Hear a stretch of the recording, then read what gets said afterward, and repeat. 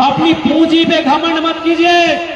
भारत के संविधान के प्रियम्बल में पूंजीवाद का नहीं, समाजवाद का जिक्र है। और यदि भारत के लोकतांत्रिक संविधान में आज अगर 1% भी ताकत है तो बीसीसीएल प्रबंधन, ये जनता गांधी के देश में आपको उठा के पटक के दिखाएगी।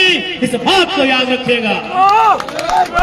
यदि भारत के संविधान में यदि शोषित वंचितों के पक्ष में 1% भी आज जान बची है तो ये शोषित वंचित लोग बीसीसीएल रहे चाहे कोई प्रबंधन रहे, अपना हक अपना अधिकार लेने का भी मादा रखती है। आज मैं बीसीसीएल प्रबंधन को ये चेताना चाहूंगा।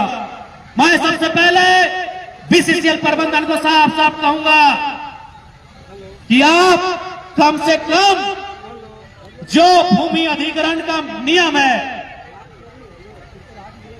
भूमि अधिग्रहण का जो नियम है, चाहे बीसीसीएल रहे या टाटा यूनिट रहे जमाडोबा, भूमि अधिग्रहण का जो नियम है कि यदि आप भूमि अधिग्रहण करते हैं तो आपको आरआर पॉलिसी के अंतर्गत, लैंड एजुकेशन एक्ट के अंतर्गत जो रैयत को सुविधा मिलनी चाहिए वो सुविधाएं आपको देनी होगी।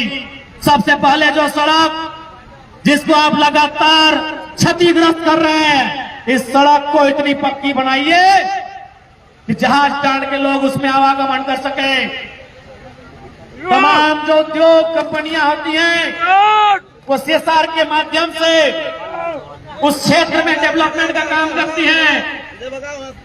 इसलिए मैं स्पष्ट आपको चेताना चाहूंगा और ये बड़ी दुर्भाग्य मैं मीडिया बंधुओं के माध्यम से इस राज्य की जनता को कहना चाहूंगा कि कितना दुर्भाग्य है और किस प्रकार से, यदि आपको लोकतंत्र की हत्या देखनी हो, यदि आपको भारत के संविधान की हत्या देखनी हो, यदि आपको विधि व्यवस्था कानून की हत्या देखनी हो, यदि गांधी के देश में गांधी के विचारों की प्रतिदिन हत्या देखनी हो, आप कोयलांचल चले आइए, आप कोयला के खदानों में चले आइए। कोयला के खदानों में लोकतांत्रिक देश में, संवैधानिक देश में रोज गांधी अंबेडकर के विचारों की हत्या होती है।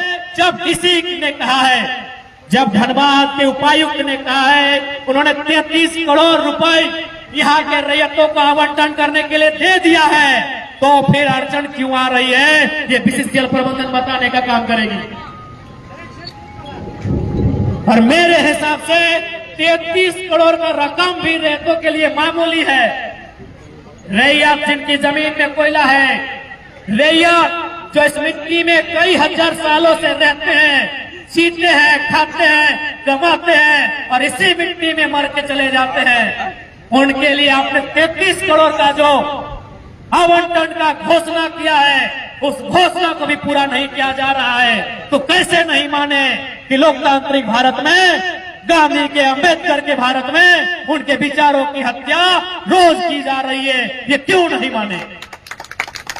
इसलिए मैं इस मंच के माध्यम से, मीडिया के माध्यम से धनबाद जिला की उपायुक्त मैडम को भी कहना चाहूंगा कि ये उपायुक्त कार्यालय का आदेश है, ये उपायुक्त कार्यालय का भी आदेश है कि जहाज टाण में जिन रैयतों की जमीन पर कोयला खनन का काम किया जा रहा है, उन्हें मुआवजा की राशि आवंटित की जाए।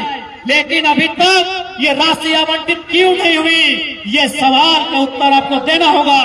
यदि अभी देते हैं तो ठीक है, नहीं तो अगले विधानसभा में आपको इस सवाल का उत्तर देना होगा कि अभी तक मुआवजा की राशि का आवंटन कैसे नहीं हुआ।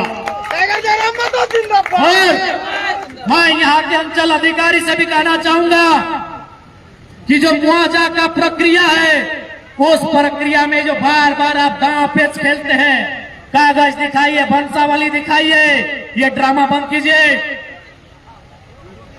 ये हमारे पूर्वजों की धरती है।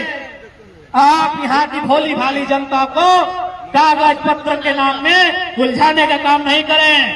मैं ये संदेश स्थानीय अंचल अधिकारी से को देना चाहूंगा। ये भूखे लोग हैं, आज सवाल निवालों का है।